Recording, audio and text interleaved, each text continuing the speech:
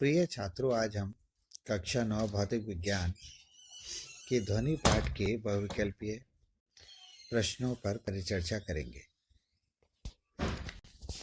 पहले प्रश्न में लिखा है, ध्वनि किन वस्तुओं द्वारा उत्पन्न होती है। जैसा हम सभी जानते हैं कि ध्वनि कंपन के द्वारा उत्पन्न होती है और माध्यम के कणों द्वारा एक स्थान से दूसरे स्थान पर इसका परिसंचरण होता है।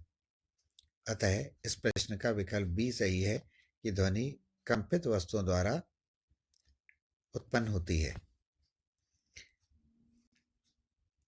आप चांद पर एक दूसरे से बात नहीं कर सकते। देखिए, चांद की सतह पर कोई वायुमंडल नहीं होता और ध्वनि यांत्रिक तरंगों का उदाहरण है, जिसके कारण ध्वनि जो है चांद पर एक स्थान से दूसरे स्थान पर परिगमन नहीं कर सकती। ध्वनि यात्रा कर सकती है। देखिए, ध्वनि एक यांत्रिक तरंग है जो कि माध्यम के कणों द्वारा एक स्थान से दूसरे स्थान तक गमन करती है और ध्वनि ठोस, द्रव एवं गैस तीनों माध्यमों में गति कर सकती है। अतः इस प्रश्न का विकल्प डी सही है। माध्यम का कण अपनी माध्य स्थिति से जो अधिकतम विस्थापन करता है उसे हम आयाम कहते हैं, अर्थात इस प्रश्न का विकल्प ए सही है। अनुप्रस्थ ध्वनि तरंगों को हम अनुप्रस्थ तथा अनुदैर्ध्य दो तरंगों में बांटते हैं। अनुदैर्ध्य वे तरंगें होती हैं जिनमें माध्यम के कण तरंग संचरण की दिशा में कंपित होते हैं तथा अनुप्रस्थ वे तरंगें होती हैं जिनमें माध्यम के कण कंपन की दिशा से 90 डिग्री अर्थात समकोण पर कंपन करते हैं, अर्थात इस प्रश्न का विकल्प सी सही है। अनुदैर्ध्य तरंगे ठोस, द्रव तथा गैस सभी माध्यमों में प्रसारित हो सकती हैं, अतः इस प्रश्न का विकल्प डी सही है। अनुदैर्ध्य तरंगे वे तरंगे होती हैं जिनमें माध्यम के कण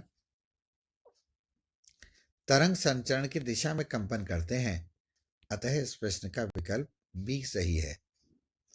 अनुदैर्ध्य तरंगे वे तरंगे होती हैं जिनमें माध्यम के कण तरंग की दिशा में कंपन करते हैं और ये तरंगे ठोस, द्रव तथा गैस सभी माध्यमों में गति कर सकती हैं।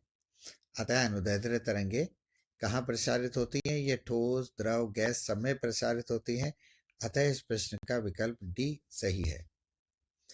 वायु में चलने वाली तरंगों को क्या कहा जाता है? देखिए, जैसा हमने पहले बताया था, अनुदैर्ध्य तरंगे ठोस, द्रव तथा गैस सभी माध्यमों में कंपन कर सकती हैं, जबकि अनुप्रस्थ तरंगे केवल ठोसों में अथवा द्रव की सतह पर चल सकती है। अतः वायु में चलने वाली तरंग अनुदैर्ध्य तरंग कहलाएगी। ध्वनि तरंग अनुप्रस्थ तरंग भी हो सकती है और अनुदैर्ध्य तरंग भी हो सकती है, अर्थात इसका विकल्प सी सही है। मानव श्रवण की श्रव्य सीमा 20 हर्ट्ज से लेकर के 20,000 हर्ट्ज तक होती है। हर्ट्ज आवृत्ति का मात्रक है, तो मानव श्रवण की श्रव्य सीमा की ऊपरी आवृत्ति जो है वो 20,000 हर्ट्ज है, अर्थात इस प्रश्न का विकल्प डी सही है।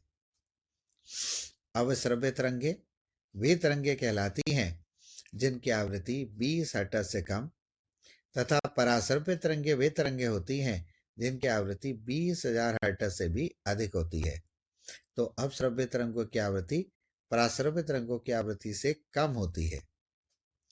अवश्रव्य तरंगे की आवृत्ति होती है 20 हर्ट्ज से नीचे, श्रव्य तरंगों की आवृत्ति होती है 20 हर्ट्ज से 20,000 हर्ट्ज के बीच और पराश्रव्य की आवृत्ति होती है 20,000 हर्ट्ज से ऊपर।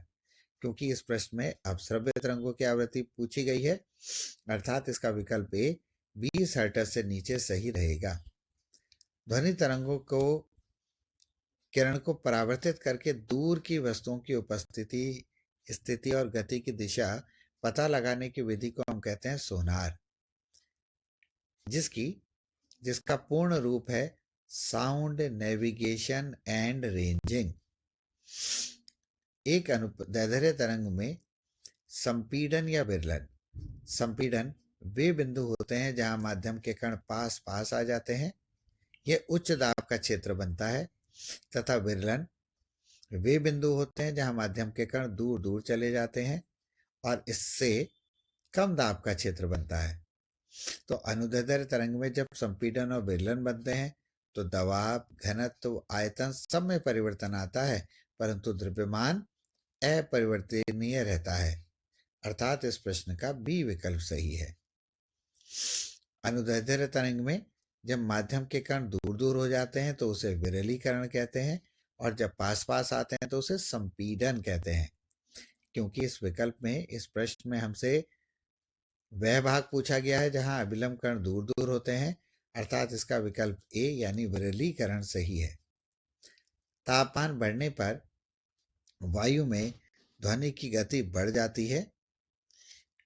1 डिग्री सेल्सियस तापमान के बढ़ने पर ध्वनि में वायु की चाल 0.61 मीटर प्रति सेकंड बढ़ जाती है। एक तरंग के आवर्तकाल का मान 0.01 सेकंड है। तरंग की आवृत्ति क्या होगी? आवृत्ति बराबर होती है 1/आवर्तकाल। तो आवृत्ति बराबर हो गई 1/0.01, अर्थात आवृत्ति का मान हो गया 100 हर्ट्ज। हर्ट्ज आवृत्ति का मात्रक होता है। आवृत्ति, तरंगदैर्ध्य तथा तरंग की चाल में संबंध है v बराबर n गुणा